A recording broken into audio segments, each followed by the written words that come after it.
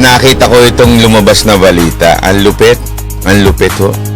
Bakit? Ito ho ay pambabastos. Pambabastos sa taong bayan. Bakit ho? Nakita naman ho natin yung pagdinig na ginawa eh. Kitang-kita natin ang mga violation ng ABS-CBN. At hindi lang ho yan isa. Hindi lang ho yan dalawa. Napakarami ho niyan.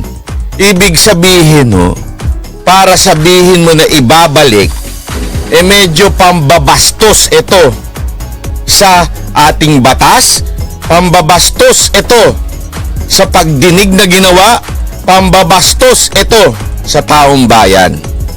Kaya lang wala pinasukan ng politika Ito na nga ba sinasabi ko di ba? Sabi pa nung iba, hindi babalik yan. Sino ba nagbalik niyan, di ba? Temporary, sino ba nagbalik niyan? Si Cayetano, di ba? Di ba? Yung isang vlogger diyan na pugok, na galit at nagiinit ang puwet kay Cayetano dahil hindi nabigyan ng pwesto nung DFA Secretary si Cayetano. Kaya init na init ang puwet ng isa diyan. Okay? Pero ngayon, tingnan mo, ito na ang realidad. Hindi sa akin nang galing itong balita na ito, Balita ito sa pahayagan. Okay? Sa mga mainstream media, binabalita na ngayon ito na ibabalik ang ABS-CBN sa susunod na taon. Natural kasi December na ngayon, 2020, December na So, konti na lang talaga, 21 na. So, wala na. Patay na tayo dito. Ito yung sinabi, ito babasahin ko yung balita.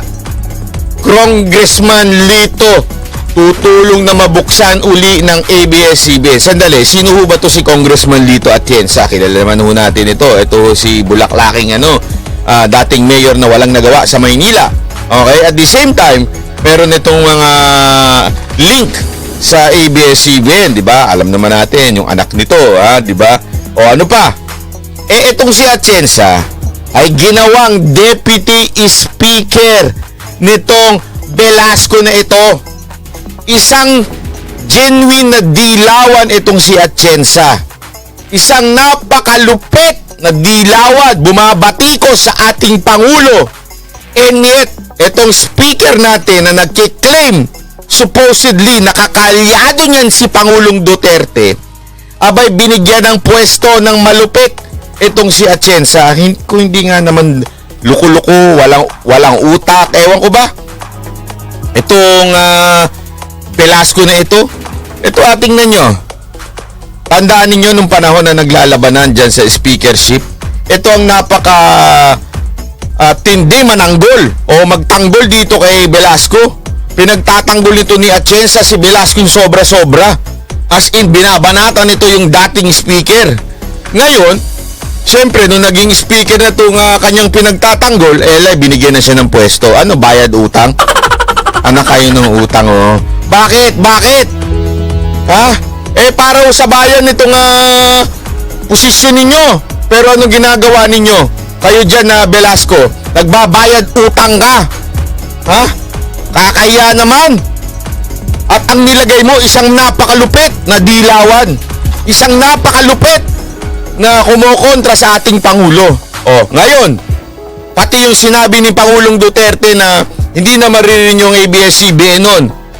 Ito ngayon, ang ginagawa nitong nilagay mong deputy speaker. At, sandali may statement ka rin, Velasco. Tingnan mo ito, Ito yung sinabi. Ito, babasahin ko.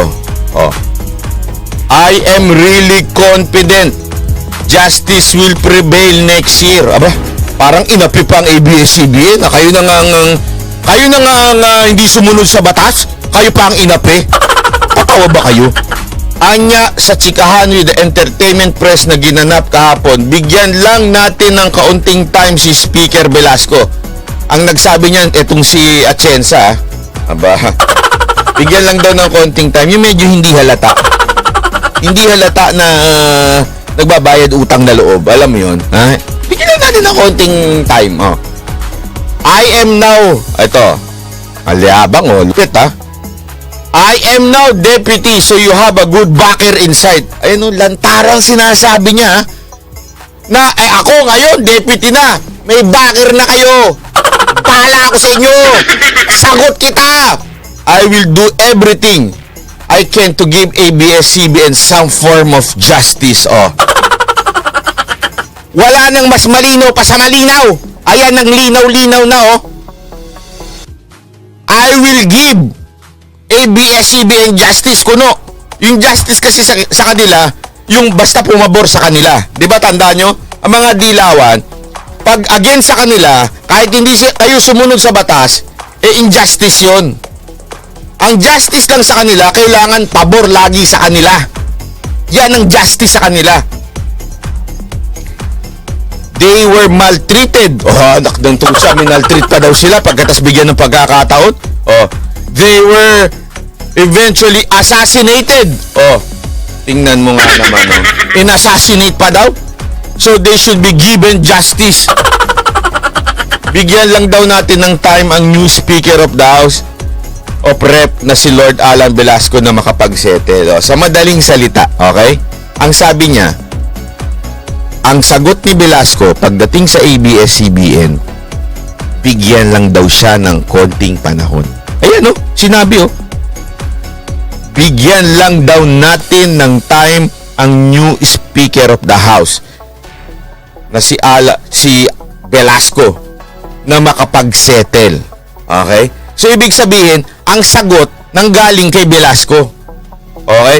Kung hindi galing yan kay Velasco, i-deny mo yan. I-deny mo ng publicly, okay, na hindi mo yan sinabi kay Atienza. Pero ayon kay Atienza, sinabi mo daw na bigyan ka lang ng oras, ha, at ibabalik mo yung ABS-CBN. So sa'yo na nanggaling yan according to Atienza. Now, deny it if it's not true. If you're not going to not deny it, means totoo yung sinabi ni Atienza na humihingi ka lang ng konting panahon para ibalik ang ABS-CBN. Oh, tingnan nyo na. Oh. Ito. Oh.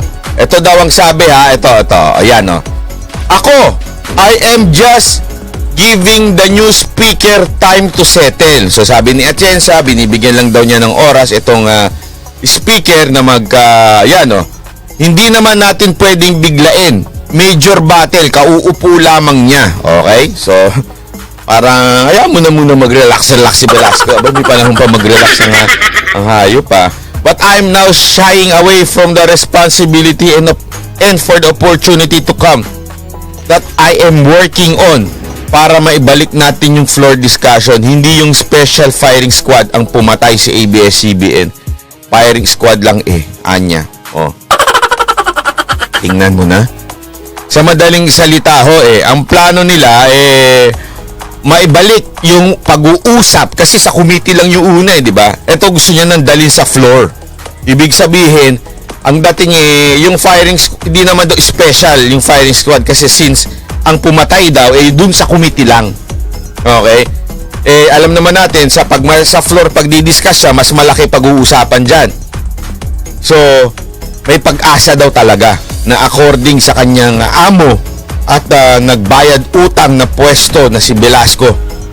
Tingnan mo naman ang mga animal, oh. Naniniwala rin si Congressman Lito Atienza na walang nagawang mabuti sa bansa ang mamamayang pagsara ng ABS-CBN. Meron, sir. Meron po, sir.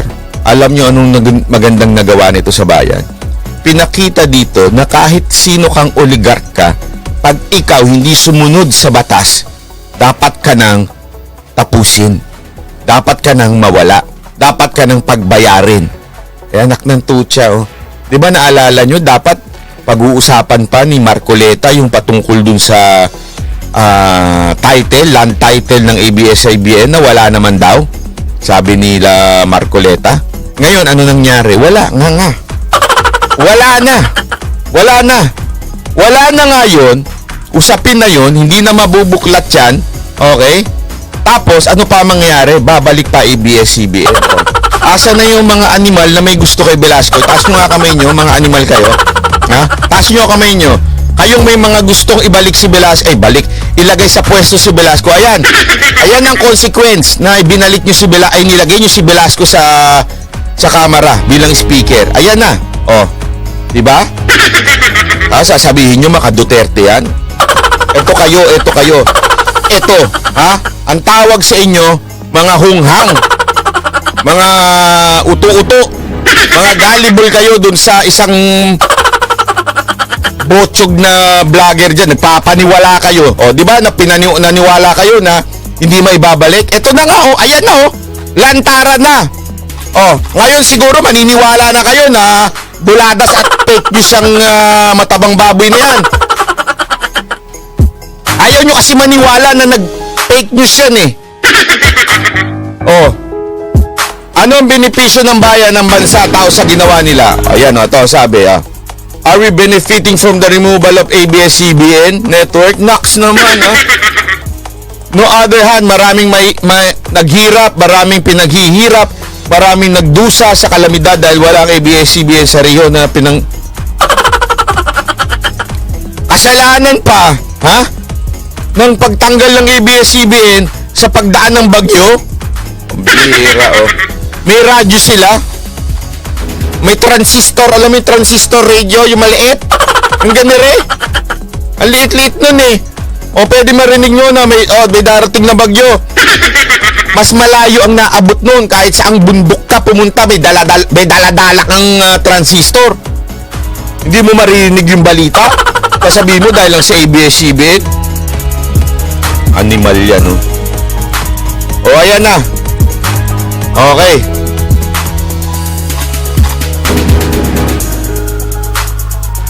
Kaya pala, excuse me po. Excuse me.